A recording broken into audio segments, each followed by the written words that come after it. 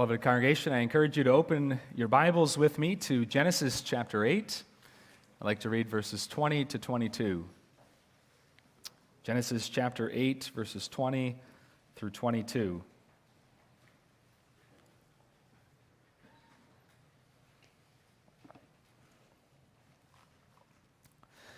Then Noah built an altar to the Lord, and took of every clean animal and of every clean bird, and offered burnt offerings on the altar.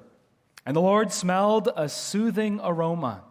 Then the Lord said in his heart, I will never again curse the ground for man's sake, although the imagination of man's heart is evil from his youth.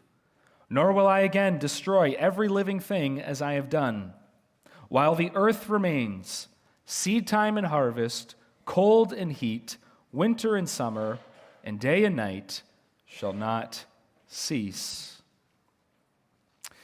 Dear congregation, this week is another one of those transition points in our lives.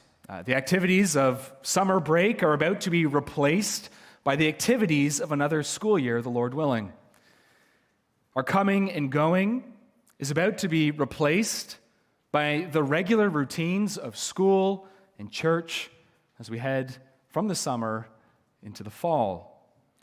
And that leads us to a question that's worth reflecting on, and it's this. Why does the world continue? Why does it continue in this way? Why does the world continue to revolve on its axis and orbit the sun without interruption? Why does day follow day, week follow week, month follow month, and year follow year?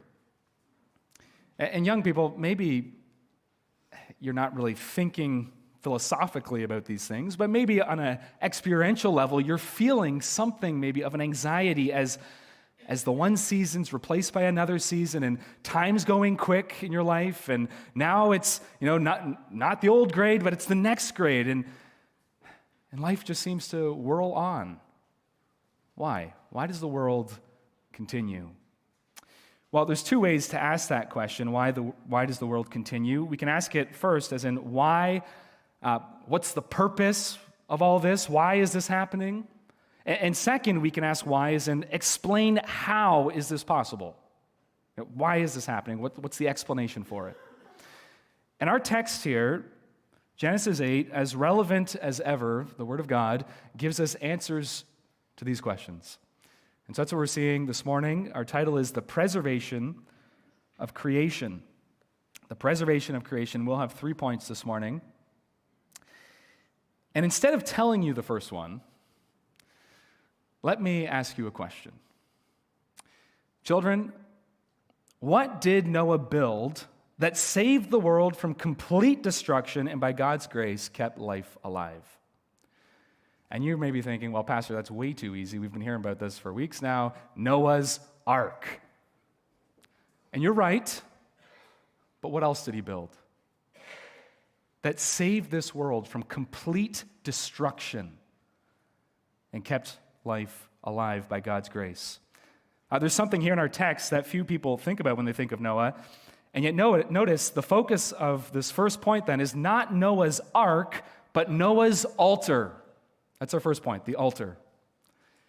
You see that, verse 19, everyone and everything comes out of the ark, and then verse 20, our text begins, then Noah built an altar to the Lord. And this is amazing if we think about what's actually happening here. Noah, he's been on the water for 5 months, and then he was resting on the mountains, the mountain range of Ararat, for 7 months. So it's a year, and now finally he gets off. There's been all this waiting, all this time for him and his family to plan. Here's what our first course of action is going to be. And children, if you've traveled this summer, then maybe you think driving up north, that's a really long haul. And so on the way, on the few hours it takes to get there, maybe you're thinking, here's the first thing we're going to do when we get there. Right? We're running to the lake. Just right away, drop the bags to the lake. Noah's first thing he does when he enters this new world is to build an altar. That's That's staggering. Noah's not, first of all, building a shelter. He's not, first of all, building his own empire. He's building an altar. He's not planting his own flag of conquest in this new world. He's acknowledging that this world is the Lord's, and so he builds an altar. See that, verse 20? Then Noah built an altar to the Lord and took of every clean bird and offered burnt offerings on the altar. Now, Noah is offering here a sacrifice of thanksgiving. A sacrifice of thanksgiving. Noah, he knows where his deliverance has come from. My help doesn't come from my lucky stars. I'm not thanking my lucky stars I made it off this boat. My help comes from the Lord, the maker of heaven and earth. And so I'm building an altar to the Lord, and that's what he does. Notice it's to the Lord, to Jehovah, to Yahweh, this personal, saving God. And he makes a sacrifice of thanksgiving for the amazing deliverance he's just experienced. And again, just picture Noah there. He looks around, and no doubt he could see evidences of destruction still around him. As he's walked into this new world, there would have been probably uprooted trees. There would have been evidences of rocks that have been hurled in all different directions because of the floodwaters. Possibly there could have even been carcasses. Certainly dead fish everywhere as the floodwaters left. There are evidences of destruction, these reminders of destruction, of what he deserves. And yet amazingly, as he looks at these things, he sees that it's only by God's grace and mercy that I've escaped. And so he's thankful for the Lord's undeserving, sparing mercies upon him and his immediate family. And he makes a sacrifice then of thanksgiving, a sacrifice to say thank you to God. And friend, with all the mercies that you have received, with all the judgment that you've been spared this week, with all the good gifts that the Lord has given to you, with all the patience that he has shown to you, is your life saying thank you? Is this the disposition of your heart, one of thankfulness? If your family or co-workers were to put a label on you, would it say something like, here is someone full of thanks to God? There's just something that sparkles about this person. Gratitude. Sadly, for so many of us, that's not what sparkles for us. But that's Noah here. Notice, the first thing he does, he makes a sacrifice of thanksgiving. In congregation, in a striking way then, the Lord is addressing our priorities. Because Noah is here walking off the ark into the new world, and priority number one isn't to go hunt for food. It's not to till the land, to work the land. It's not to go on a nature hike and explore good things, beautiful things, God-given things to do. But priority number one, the first thing is to worship God by building an altar. And we see Noah's priorities in how costly this sacrifice is. Because if we remember the situation, there's only 7 of each clean animal on the planet right now. And Noah, you're going to waste some of those on God? This isn't a waste. He's giving back to the Lord what belongs to the Lord, and so he willingly offers this costly sacrifice. Congregation, one of the points here for us is this: God's worship must be our top priority. God's worship must be our top priority. God wants his worship not only to be at the top of our to-do list, but to be at the top of our delight list. Our number one pleasure should be to worship God. And again, is that the case for us? How have we been budgeting our time? Do we start with the best? God? Do we continue with him throughout the day? So often, when we're honest, we must acknowledge when it comes to our time, our money, our energy, we are satisfied to give God the leftovers. Lord, you can have the scraps. I don't want to waste the best on you. We don't say that. That's the reality. And friends, what we're seeing here is this collides against the very purpose for why we exist. We exist to glorify God and to enjoy Him forever. That starts, yes, with formal worship, and then it spills out into the everyday activities of our life. Going to school, folding laundry, buying groceries, closing the deal, all of it is to be saturated with the sweet fragrance of grateful worship to God. Matthew Henry writes this: God must be served first. He begins well that begins with God. And so just think about what we're reading here. Let me restate this in a way. Worshiping the Lord is the first act that Noah does in the new world. Just think about that.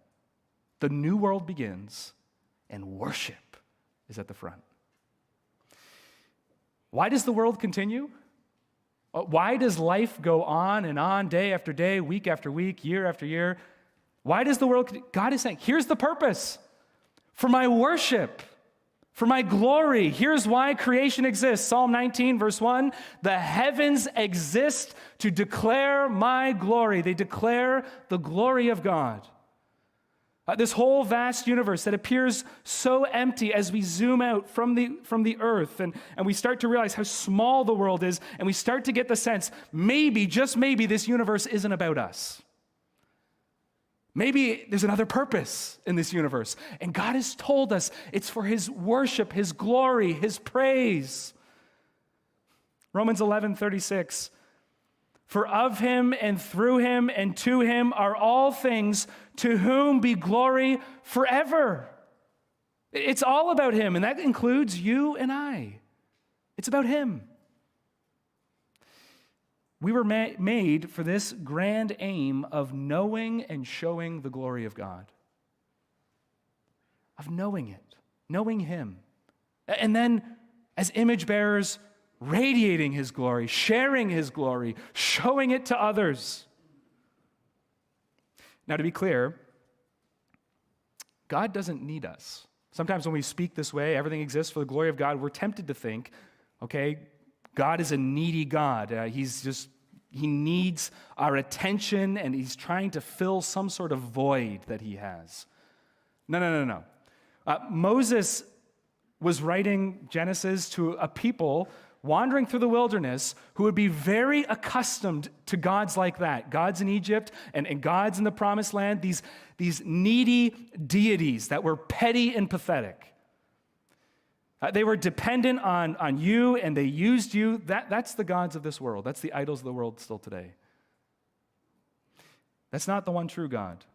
Notice, He makes an offering to the Lord. You see that, all caps? The Lord, I am that I am, a name that signifies His self-sufficiency, a name that beautifully blends together His independence from all creation. He's not dependent on creatures, and yet His closeness, His intimacy with creation. He is complete. He is perfect. He's not needy.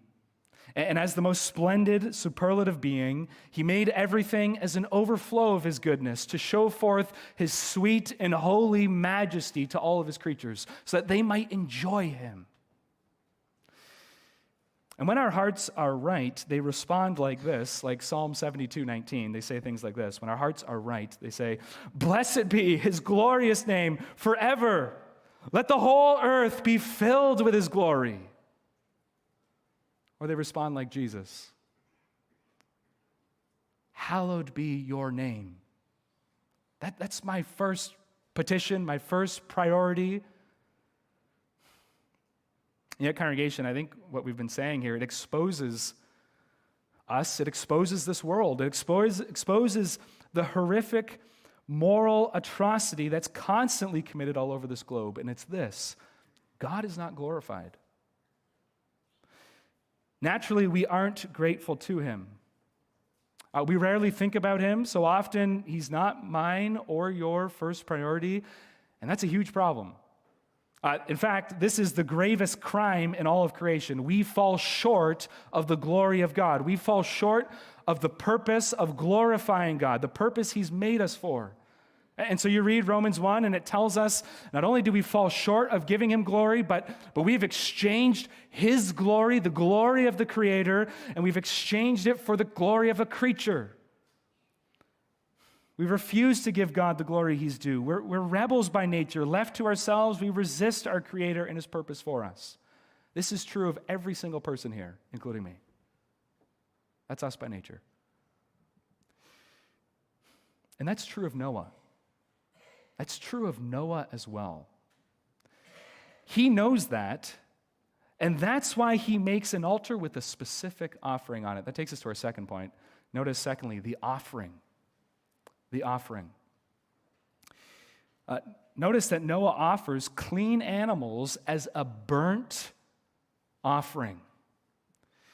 And in recording this, Moses is cluing us in. Moses, who is about to write to the same audience, he's about to write Exodus and Leviticus. And if you just go to Leviticus 1 and you find burnt offering, burnt offering, burnt offering, burnt offering all over the place here, he's cluing us in that Noah is not merely offering a sacrifice of thanksgiving, he's also, this offering, it's a sacrifice of atonement. A sacrifice of atonement. Notice Noah makes a sin offering to the Lord. And so, congregation, we can completely miss the point of this story if we don't see this. Noah's altar is so important because it's dealing with something that Noah's ark and the flood couldn't deal with, namely the sin that's rooted deeply in the human heart. And so look at the text, and this comes just jumping off the page when we see it. Verse 21, just follow the logic of the text as we read the story. Verse 20, Noah makes the altar and the offering. Verse 21, and the Lord smelled a soothing aroma.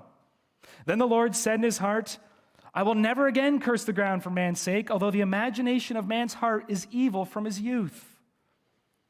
And so let's see what's here. Notice, first of all, man's heart is still desperately wicked after the flood.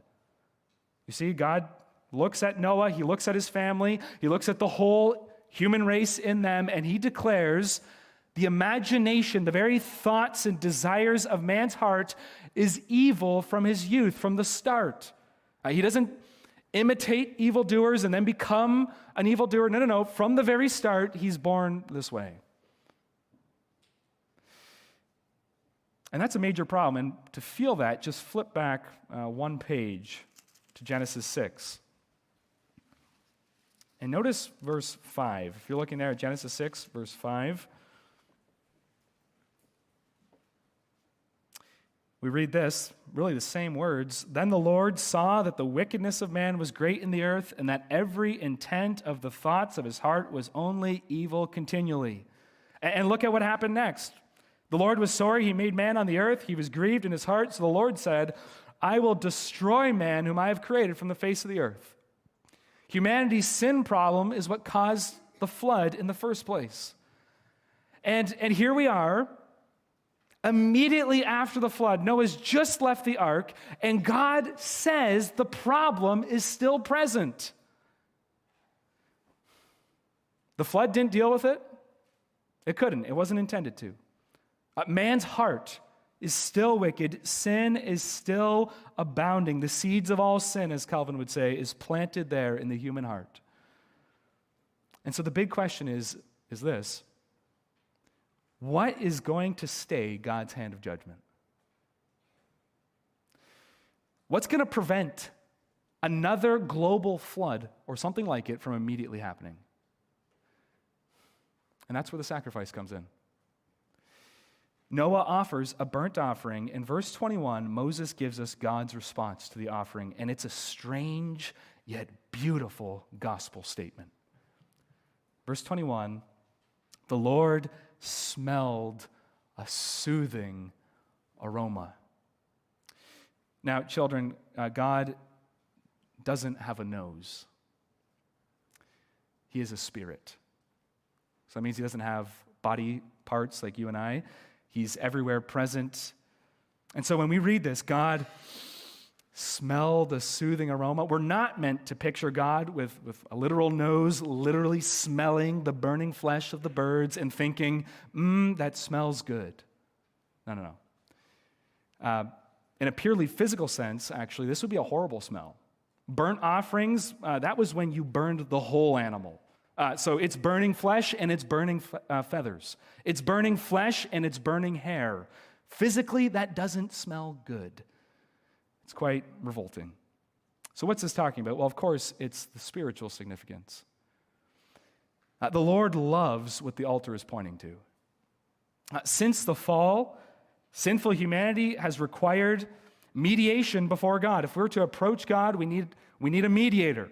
We need an altar. We need an offering. And so remember how in Genesis 3, right after the fall, God himself, as it were, functions as the first priest. He kills the animals. He sheds their blood to clothe his people with clothing at the end of Genesis 3. And then in Genesis 4, we have Cain and Abel.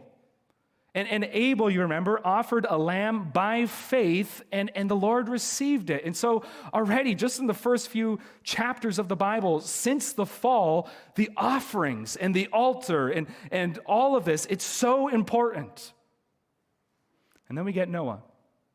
And Noah's making a burnt offering. And yet while Noah is doing this in faith, we must recognize this is God's idea. Remember who made sure that there were 7 clean animals on the ark? That was God. God was the one who had directed these animals on board, and God did so all for this purpose, that Noah would have a sacrifice ready when he entered the new world. Isn't that amazing? The Lord provides the lamb. Always. And through this all, God is saying the altar and the offering is very important to me. It's important to me because not that the blood of bulls or goats can remove sin or satisfy my justice, but because of what this blood is pointing to, the one who it's pointing to, the true mediator. That seed of the woman, Adam, that I promised to you in the garden there, and that you then passed on to your children so that Lamech could pass it on to Noah. And Noah's looking for this human deliverer, the seed of the woman, who also will have to shed his blood, the true priest, the true lamb. And of course, this one came. It's Jesus Christ. He came in the fullness of time. God sent this lamb to shed his blood, to in the flesh, God in the flesh, God in human nature, going up onto the altar, the cross, and there hearing the wages of sin is death, and this sinless one receiving the sword of justice upon him. That happened. And because God knew that was going to happen, he finds this offering soothing. This word, literally, soothing aroma, literally it's calming aroma or restful aroma. Do you remember what Noah's name means? Rest. And I said last week, every time we see this word rest or restful, we should have our eyes perking up and ears perking up. And remember what Noah, his dad, when he cried out when Noah was born, finally, I'm going to call you Noah because here's one who will give us rest. And yet, congregation, so far in Noah's life, the flood has come and it's destroyed the world and it's destroyed many sinners. It got rid of much violence. Yes, it got rid of much evil, but it hasn't been able to destroy sin. There's still enmity. There's still conflict, still warfare between God and men. The dark, vile reality of man's pervasively evil heart still hasn't been dealt with. What can give rest? What can bring this peace between God and me, the sinner? What can make these warring parties be brought together to a state of peace, to a state of rest? And here in Genesis 8, we're being told the answer is atoning sacrifice. It's rest-giving. It puts an end to this war.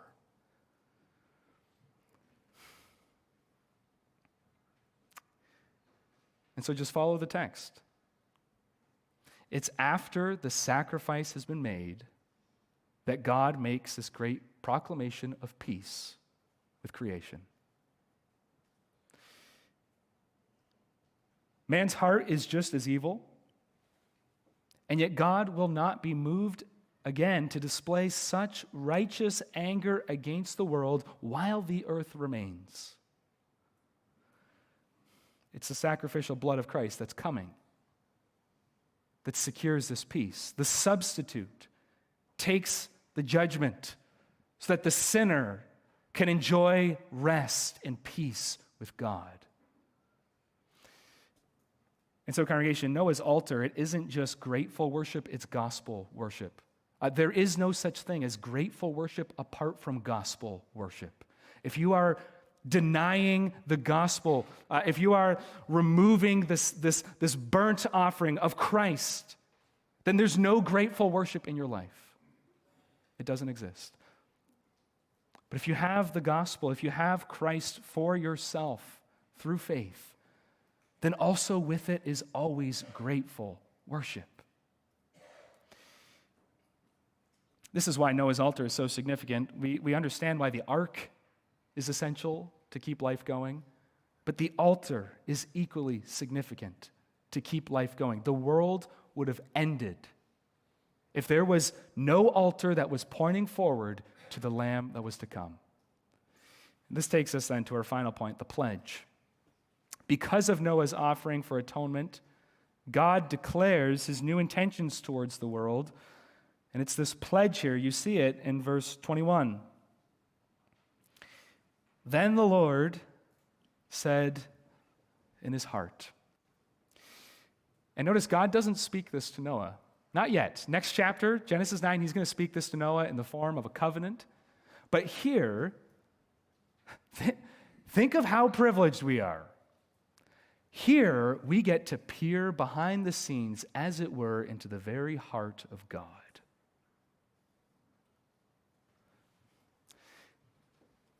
Astonishingly, God opens his heart to us. And friend, every time we open the Bible, that's what God is doing.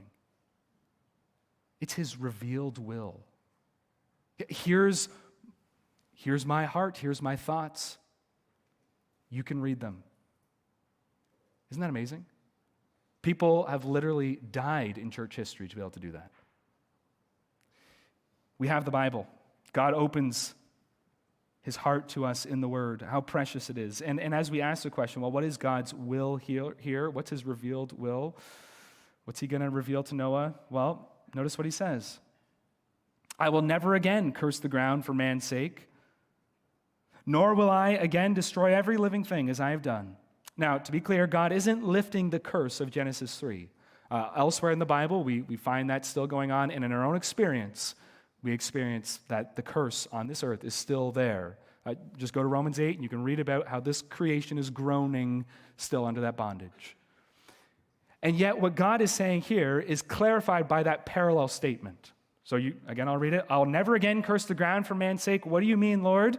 Look at the end of the verse. Nor will I again destroy every living thing as I have done. These two are saying the same thing. And there's this glorious statement then. Never again. Let those two words sink in. Never again. When God says it, he means it. While the earth remains, seed time and harvest, cold and heat, winter and summer, and day and night shall not cease. And so as long as this world remains, he will never again destroy every living thing as he did in the flood. Though we deserve it, God has promised preservation for the present. And congregation, everyone benefits from this pledge of God to preserve creation. We call this common grace. This is why the world continues today, because of God's patience and his pledge of common grace. It's not common because, this is so common, we should just expect it. No. It's common because it is shared in God's kindness. This favor is shared with everyone. The most wicked person in this world has the sun shining and has stability so that life can thrive on this earth. And that speaks of the kindness of this God. Yes, our world is still tumultuous. It's still chaotic due to sin and the curse that was pronounced in Genesis 3. That's very true. And yet, as long as this world is around, until Christ returns, until he comes back in the final judgment, God promises there will be stability and order. Notice there's seasons, there's planting, and there's harvest, there's spring and fall, there's cold and heat, winter and summer. There's the days and the nights not ceasing. And all of this leads us to ask the question then, what's God's purpose in making this pledge? Why does he promise to be patient with the world and to preserve it? And congregation, here again, we must see the connection between the altar, the offering, and the pledge. Because what God is doing here is ensuring that there will be a stage on which redemption could be accomplished and performed by Christ. All of world history is leading to God's altar, to Christ's offering. The waters of judgment cannot wash away the world's sin. Only the blood of the Lamb could do that. So all of history, from Noah's day through the Old Testament to the New Testament, why is it being preserved? Because the Lamb must be offered. And yet here we are. The Lamb's been offered. Why does the world continue? Because those whom Christ has purchased with his blood must be gathered in and made worshipers. That's where the world history is going now. Those who've been purchased with the blood of this Lamb are being gathered in from every tribe, every tongue, every nation, and made worshipers. And so here's the big truth of this text. God pledges to preserve the world until redemption is accomplished and worldwide worship is realized. When we go to the New Testament in John 4, verse 23, Jesus is speaking to the Samaritan woman at the well. And he tells her, the hour is coming, and now is, when the true worshipers will worship the Father in spirit and truth, for the Father is seeking such to worship him. And this is amazing. Jesus speaking to a woman, speaking to a Samaritan woman in these times, not a Jew, a syncretist. And he's telling her about worship. Why? Because this is the most important thing in the world. And he says this great truth. The Father is seeking worshipers, and the Father will find worshipers because he sovereignly and graciously turns sinners into worshipers. And notice Jesus tells us how he does it. He does it by giving the Holy Spirit. The Father is seeking worshipers to worship him in spirit. So the Father is going to give the Holy Spirit to raise these dead, corrupt spirits so that they start worshiping him with their born-again hearts. And in truth, and here truth is not so much true as opposed to false. There is true and false worship, of course. But here John's using it in the sense of substance as opposed to shadow. The burnt offering that Noah offered and all the Old Testament's pointing to is the shadow, and it's being replaced, Jesus said, by me, the substance. The one who is the way, the truth, and the life is here. And it's through me that you draw near to the Father and worship him. And so, congregation, amazingly, today, right now, here in this place and all over the world, the Father is drawing true worshipers to himself through the Lord Jesus Christ by the enabling power of the Holy Spirit. Amazingly, because of God's grace, the purpose of the universe is being realized in the people of God by the power of God. And dear Christian, I hope at the beginning of the sermon you were feeling convicted. I don't glorify God as I ought. I should worship him more. I should give him everything. You should feel that way. And yet, we cannot leave off without the gospel truth. The Father is being worshiped by you if you've been born again and you're looking to Christ. He is being glorified by you. He will seek worshipers and he finds it. And one day this world will be covered by the knowledge of the Lord as the waters covers the sea. That's your confidence, Christian. God will get what he deserves. He will be glorified. His name will be hallowed, and that is your greatest happiness. Maybe you don't believe it. Maybe you think, you know what it's like to walk into a room and just to smell horrible things. Like maybe the garbage hasn't been changed in weeks and, oh, this smells rotten. And maybe you think, Christian, that your life is like that horrid stench in the nose of God. He looks at you and he has to hold his nose. Well, turn with me to two places to show you that God says different. Ephesians 5, verse 2 is the first place. Ephesians 5. So Paul's epistles, A-E-I-O-U. Galatians A, E, Ephesians. It's a helpful Philippians comes, right? So A-E-I-O-U.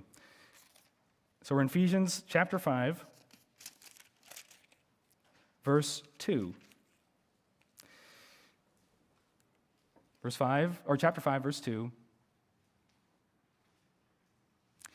Let me read verse 1 first. Therefore, be imitators of God as dear children, and walk in love, as Christ also has loved us and given himself for us, an offering and a sacrifice to God for a sweet-smelling aroma.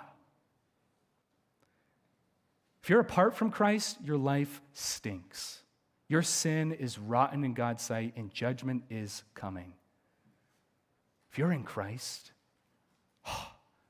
sweet-smelling aroma, lifted up, the fragrance of Christ. You're in him, united to him. And one other passage, how this is then worked out in our daily life. Go to Philippians chapter 4.